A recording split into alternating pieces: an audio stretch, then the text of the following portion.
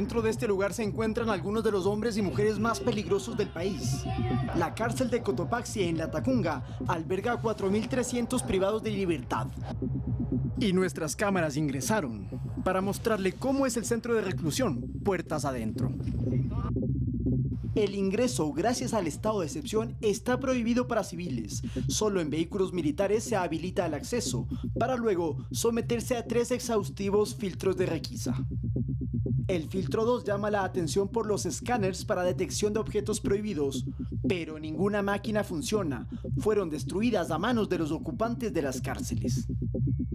La primera imagen que otorga el centro de rehabilitación es un abandonado parque de juegos infantiles. Su particularidad no era para cualquier visitante. Había sido solo para el personal de cabecillas o los que pagaban por tener visita aquí.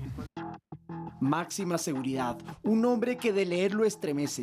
Bastó con echar un vistazo a paredes y puertas para entender que aquí los reclusos no andaban con juegos. En pocos bazares encontrará tantos pantalones, cojines y prendas como los decomisados. Pero no es todo, porque en esta zona que le pertenecía al SNAI, encontramos sorpresas.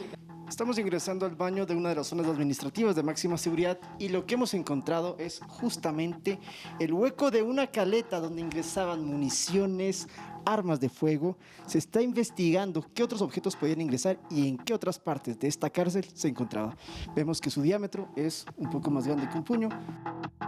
Y por si fuera poco, en otro baño hay un túnel de casi 2 metros por donde cabe un hombre de estatura promedio. Un largo de unos 6 a 7 metros desde el área administrativa hacia el exterior de la etapa de máxima seguridad. Un trabajo que les debió tomar semanas. Nos impresionó porque se encontraba ya colocada una escalera y estaba bien tapado con baldosas que podemos descubrir ese túnel. Entre cada paso se comprende que hasta hace muy poco tiempo los caporales mandaban en este sitio y los centros para talleres como la panadería o la carpintería se mal utilizaban. Por ejemplo, en este enorme horno no se cocía el pan, se guardaban fusiles y con estas herramientas no se tallaban mesas. De un fierro hacían machetes, de un fierro hacían puntas, convertían las herramientas de trabajo en armas. Comparemos también las celdas. Un PPL común compartirá junto a otros internos una pequeña habitación en la que entran hasta 5 personas. En cambio, los cabecillas cerraron las celdas, solo dejaron un ingreso, rompieron las paredes y esto les permitía para que viva un PPL y tenía las comodidades como un juego de sala o hasta inclusive juegos de comedor. Queremos comentarles que nos encontramos en la parte más alta de uno de los edificios que eran administrativos del SNAI, pero que fueron apoderados por los PPL y por los cabecillas. Inclusive, desde este punto, se ubicaban para enfrentarse a la policía y a las Fuerzas Armadas cuando ingresaban a controlar los amotinamientos, y muestra de ello las rocas que allí podemos observar. Pero debajo de este techo habían celdas VIP. Veamos. Comodidad y privacidad absoluta. Una discoteca contigua que por la crudeza de sus imágenes censuraremos los murales y en donde también campeaba la prostitución. Ahora vamos a conocer una estructura que no estaba en la maqueta original y que fue construida posteriormente. Vamos por aquí. Y este espacio era para presos VIP, es decir, políticos, algunos testigos protegidos, en su momento miembros de los choneros, y luego fue tomada por los lobos. Aquí tenemos entonces 6 celdas que podemos observar que tenían wifi cada una de ellas, estaban completamente separadas de los pabellones del resto de la cárcel, y se dice que el ex vicepresidente Jorge Glass también cumplía su sentencia en este lugar. Ahora solo quedan las paredes blancas con los rastros del pensamiento de sus ocupantes y también a quienes les debían fidelidad. A mis espaldas, los 3 pabellones de mujeres, 439 PPLs, cumple su sentencia en este lugar. Según han dicho las Fuerzas Armadas, lograron encontrar también que había espacios para discotecas, para fiestas, se paseaban por los distintos pabellones y por eso ahora el régimen es mucho más estricto. Lo que ellas están pidiendo es que las dejen salir de las celdas más tiempo y además volver al régimen de visitas que ha sido suspendido por el estado de excepción, es decir, no pueden ver a sus hijos ni familiares durante el tiempo determinado hasta que se levante la medida. Quizás este reportaje dé la sensación de indefensión, pero la situación ha cambiado en 180 grados con la presencia militar. ¿Cómo es el actual régimen y cómo viven hoy en día los PPL? Lo escucharemos de su propia boca en nuestra siguiente entrega. Con cámaras y edición de José Luis Gualotuña, Lautaro Andrade Castro, Noticias 7.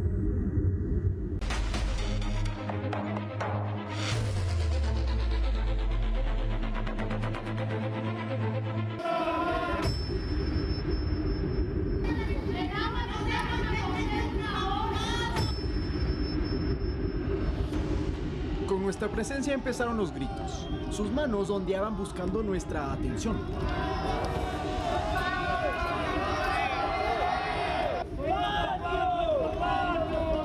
La algarabía en el patio central de la cárcel de Cotopaxi continuó a lo largo de nuestra visita. Se daban las formas de que los escucharan. Las cosas cambiaron en este centro de rehabilitación desde finales de enero. Las visitas ya no ingresan una vez al mes como era antes. Están prohibidas mientras rija el estado de excepción. Cuentan que los cabecillas en ocasiones compraban la visita a otros PPL. Y también hay reportes que así se camuflaba la entrada de objetos prohibidos a los pabellones. La bulla era tal que ni siquiera se nos escuchaba al interior de la celda. Reclamaban por comida. Con nuestro economato y nuestra comida justa. Este régimen también se modificó. Los caporales ya no preparan mariscos en las cocinas y ahora los internos deben recoger las centenares de terrinas 3 veces al día, se los alimentan. Ahora estamos comiendo las 3 veces, todos comemos por igual, cada quien recibe su porción. Anteriormente se podría decir que ellos mismos determinaban a las personas quién repartan la comida, los rancheros no repartían la misma población y los que repartían eran escogidos por ellos mismos. Se refiere a los líderes carcelarios que dominaban el centro y sometían al resto de privados de libertad. Cobraban en la encuartelada semanalmente una porción de economato. O sea, no decían una colaboración, sino que quitaban el economato para darles a ellos mismos. Esos mismos cabecillas son los que antes dormían en celdas VIP, pero ahora volvieron a las clásicas literas. Estamos en el interior de una de las celdas del pabellón de mediana seguridad. Tiene capacidad para 5 PPLs, quienes duermen en estos colchones, pero la diferencia con otros pabellones es el material justamente de estas literas, donde se ubican entonces las camas. En la parte del fondo es donde tienen su baño y en muchas ocasiones botan la basura por los vidrios que están rotos y llega a una cañería que se encuentra en la parte de atrás. Es un lugar bastante oscuro y muy frío. Da la impresión de que el tiempo en este encierro pasa lento. Algunos leen, otros se encomiendan a la religión y plasman en las paredes sus gustos de una libertad perdida.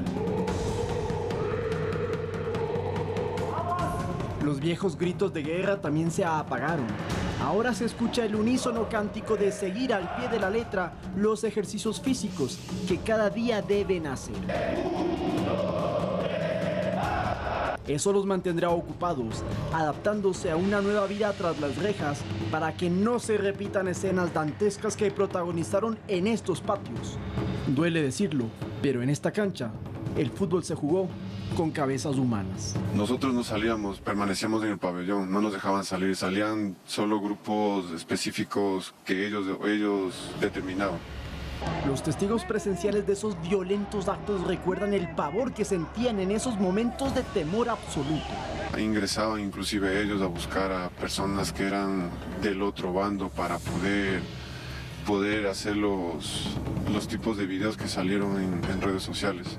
Son pisos y paredes de sangre derramada, como esta esquina en particular, donde el mayor financista del narcotráfico, Leandro Norero, habría sido asesinado en ese punto en específico cuando intentaba salir del pabellón de mediana seguridad al de máxima, donde lo esperaban sus subalternos para defenderlo en medio de los amotinamientos de octubre del 2022. Es la versión que cuentan tanto PPLs como Fuerzas Armadas y la Fiscalía ha confirmado que Norero fue asesinado en ese lugar. Retornando a la actualidad, los PPL ya no caminan como amos y patrones por aquí. Ahora lo hacen siempre acompañados y bien vigilados por los militares. La las estructuras privadas y equipadas para su comodidad están inhabilitadas, los electrodomésticos decomisados y en las salas de audiencia, nervios, muchos nervios. Pero en general, los propios internos han reconocido que ahora se sienten mejor. Nos han tratado bien los señores militares, no nos han faltado el respeto, no nos han maltratado tanto. ¿Estamos bien para qué? Lo único que exigen con urgencia es que vuelvan las visitas. Mover a nuestra familia, queremos. Pero antes de irnos acudimos al pabellón transitorio, donde los detenidos esperan a que, según la categorización de su perfil y delitos cometidos, los ubiquen en una de las 3 etapas respectivas, mínima, mediana o máxima seguridad. Y allí, mirándonos pasivamente, sin proferir casi palabra, Daniel Salcedo Bonilla, sentenciado por corrupción y cercano a Leandro Norero. Hoy lo tratan como un preso más. Desde el 2016, la cárcel de Cotopaxi estaba bajo las manos de los grupos delincuenciales. Hubo que esperar hasta febrero de 2024 con 1.100 militares para que al fin el Estado retome el control del centro carcelario más grande de nuestro país. Con cámaras de José Luis Gualotuña, Lautaro Andrade Castro, Noticias 7.